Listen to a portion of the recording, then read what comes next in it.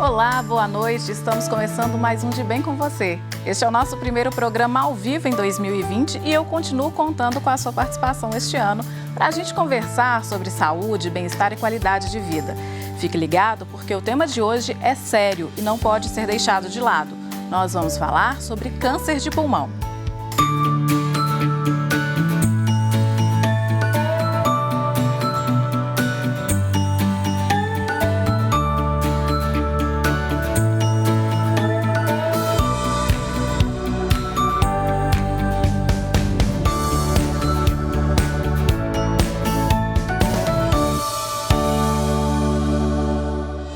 O câncer de pulmão é o segundo mais comum entre homens e mulheres aqui no Brasil.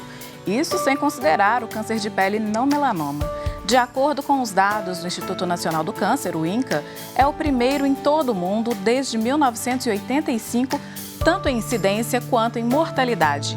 Cerca de 13% de todos os casos novos de câncer são de pulmão. No programa de hoje, a gente vai falar sobre as causas, os sintomas, os tipos da doença, tratamento e também prevenção. E para nos ajudar a entender melhor esse assunto, que é complexo, nós convidamos o cirurgião torácico Leonardo Brandi e também o oncologista Alexander Malpapa. E você, claro, é sempre nosso convidado para participar dessa conversa e deixá-la ainda mais interessante. O nosso WhatsApp é o 31 99642 8473. Não se esqueça de se identificar e dizer de onde você está mandando a mensagem. Lembrando que nós só temos como responder as mensagens de texto, ok? Bom, gente, muito obrigada pela presença. Boa noite para vocês. Boa noite. Boa noite, obrigado pelo convite. Eu gostaria de saber, não sei qual dos dois pode começar me ajudando aí na resposta, mas os dois fiquem à vontade. O câncer de pulmão, então, né? O cigarro é o grande vilão dele? Bom, no câncer de pulmão, sim, ele tem o cigarro como, digamos, o principal vilão. A gente costuma dizer que cerca de 70% das mulheres que desenvolvem câncer de pulmão, o cigarro está relacionado, ao passo que 90% dos homens com câncer de pulmão estão relacionados ao cigarro. Uhum. E pode... Na verdade, o câncer de pulmão, ele acontece ao longo de muitos e muitos anos desse tabagismo contínuo e crônico, né? Não só o cigarro especificamente, que a gente está acostumado a ver na mídia, mas todo tipo de tabaco, ele tem uma correlação direta, não só com câncer de pulmão, mas com vários outros tipos de tumores. Talvez o tabagismo seja a causa mais evitável, que poderia trazer benefício a longo prazo, né, desde que não tenha esse uso contínuo. Se a gente for pegar um dado mundial, das 8 maiores causas de morte evitáveis no mundo, 6 delas são relacionadas ao tabagismo. Sim. O câncer de pulmão é apenas uma delas. Então, a gente combatendo o cigarro, a gente vai combater não só o câncer de pulmão, mas várias outras doenças. E quando a gente fala de câncer de pulmão, a gente liga imediatamente ao cigarro, mas não é o único causador, não é mesmo? Gostaria que você fala. Na verdade, tem várias causas, né? Inclusive o tabagismo passivo também é muito comum, até mais ou menos em torno de 20% dos casos. Mas o radônio seria uma causa. O que é o radônio? Radônio é um tipo de gás que ele tem relação direta com exploração de minerais de um modo geral, né? Então, algumas pedras que são usadas na construção civil podem liberar esse gás radônio. A região de Poços de Caldas, sul de Minas, é muito comum a incidência lá ter relação com isso. Própria sílica também tem, o asbesto tem relação com isso. Mas o grande vilão, a poluição atmosférica, dos derivados da combustão do carvão, do diesel, são causas possíveis, né? Mas o cigarro, a gente fala do cigarro, pensamos no cigarro comum, mas existem outros tipos, como você mesmo citou, né? O tabaco de todas as formas. Então, cigarro eletrônico, narguilé, tudo isso está... Isso é interessante porque, assim, o cigarro é o mais estudado, né? Mais conhecido, e até porque ele, como industrializado, então a sua formação, ela é, de certa forma, bem conhecida.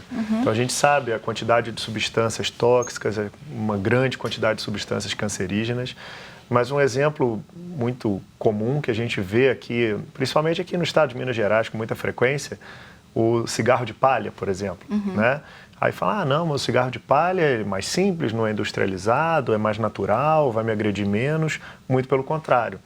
quando a gente faz, por exemplo, uma conta para saber a quantidade de tabagismo da pessoa, para relacionar isso às doenças pulmonares, existe uma conta feita através do cigarro convencional, que a gente convenciona em falar maços ano, né?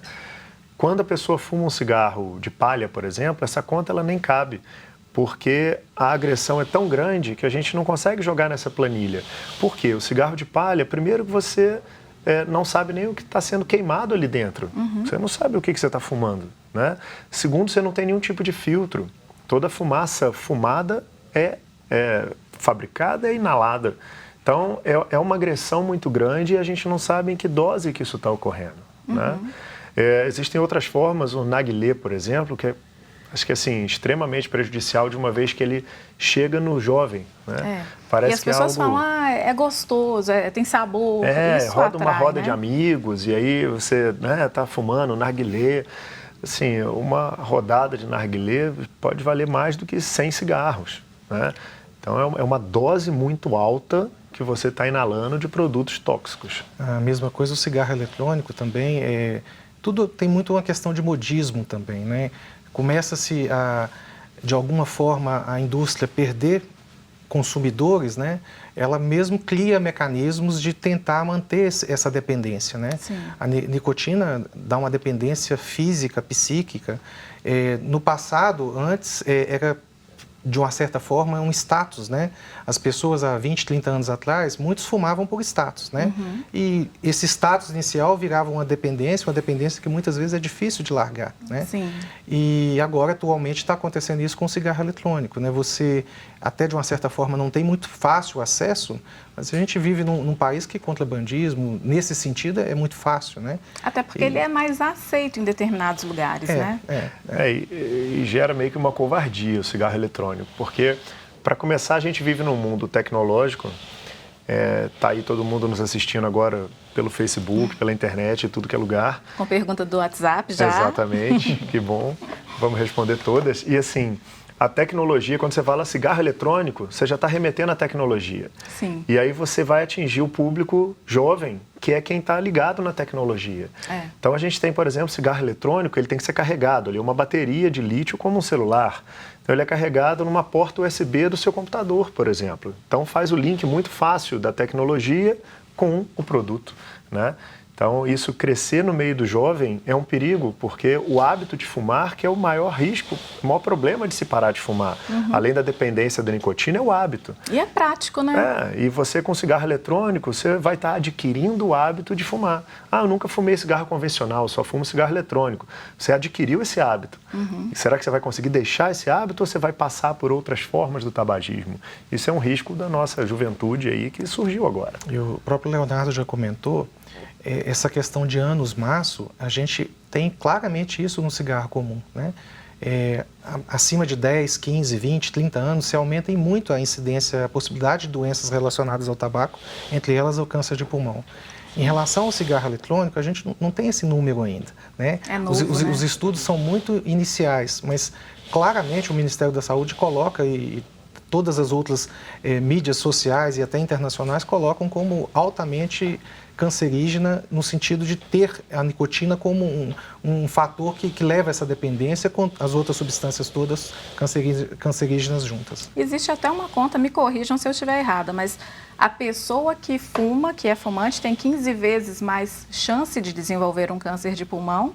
O fumante passivo, me parece que 4 vezes, uma coisa mas mais ou menos isso é tudo dose dependente, né? Sim. Quanto maior o número de cigarros que a pessoa fuma, né? Se ele fuma, por exemplo, um maço dia, né? Ele já faz isso há 10 anos, ele tem 10 anos maço, que é aquela conta que o Leonardo comentou, né? E se 10 anos tem uma porcentagem, uma possibilidade, 15 anos tem mais, 20 anos tem mais, e assim consequentemente. É tudo dose dependente. E, por outro lado, existem pessoas que nunca fumaram, mas que desenvolvem também. Elas não estão livres, né? Pelo tabagismo passivo. Existem vários tipos de câncer de pulmão, a gente está aqui hoje para comentar sobre isso, e alguns tipos vão se desenvolver extremamente relacionados ao hábito de fumar e outros já não estão relacionados ao hábito de fumar, são apresentações diferentes, são evoluções diferentes, mas todos câncer de pulmão, tão grave quanto. Então, a gente já pode falar, então, a respeito desses tipos, rapidamente. Ok. Na verdade, existem subtipos, né, que hoje não são considerados só esses subtipos. No passado, a gente dividia basicamente em adenocarcinoma, carcinoma de células escamosas, de grandes células e o de pequenas células. Isso foi uma história real por muitos e muitos anos. Só que mais recentemente, principalmente na família do que a gente chama do adenocarcinoma, que hoje representa mais ou menos 50% dos casos, a gente passou a ter testes que diferenciam tipos diferentes de adenocarcinoma. Esses testes muitas vezes envolvem pesquisas genéticas, né, que vão dizer de uma forma muito individualizada, de uma forma muito personalizada, se o paciente responde a um tratamento específico, a um medicamento muitas vezes oral, ou se ele não responde a esse medicamento oral e tem uma chance maior de responder, por exemplo, a imunoterapia, ou se naquele contexto é mais importante a gente usar a quimioterapia, que sempre foi o tratamento padrão por muitos anos. Né? Esse é o planejamento, plano genético, né, que vocês fazem, planejamento, não sei qual que é o nome correto. Na verdade... Painel genético. Painel genético. Isso é o que a gente chama de painel genético. Sim. Mas esse passo de definir o tipo histológico, ele está relacionado muito inicialmente ao paciente procurar uma assistência médica porque está desenvolvendo algum sintoma, tá? Sim. E infelizmente no Brasil o diagnóstico do câncer de pulmão em 60%, 70% dos casos já é numa doença muito avançada, né? Eu brinco que o oncologista é o processo final da história, né? Muitas vezes é aquele paciente tabagista há muitos anos que tem uma tosse já crônica, que até então ele dá essa importância dessa tosse por causa do próprio tabaco, né? Mas ele começa a perder peso, ele começa a ter uma falta de ar mais persistente, ele começa a ter alguma dor. Ou seja, na doença mais avançada, quando ele começa a ter esses sintomas, que aparecem mais ou menos em 80% dos casos, na fase mais avançada da doença, a gente tem muito pouco a oferecer. Então, né? Eu vou te interromper rapidinho para a gente continuar a falar sobre sintomas daqui a pouquinho. De Bem com Você vai para o intervalo, mas é bem rapidinho, eu estou esperando sua pergunta. Até daqui a pouco.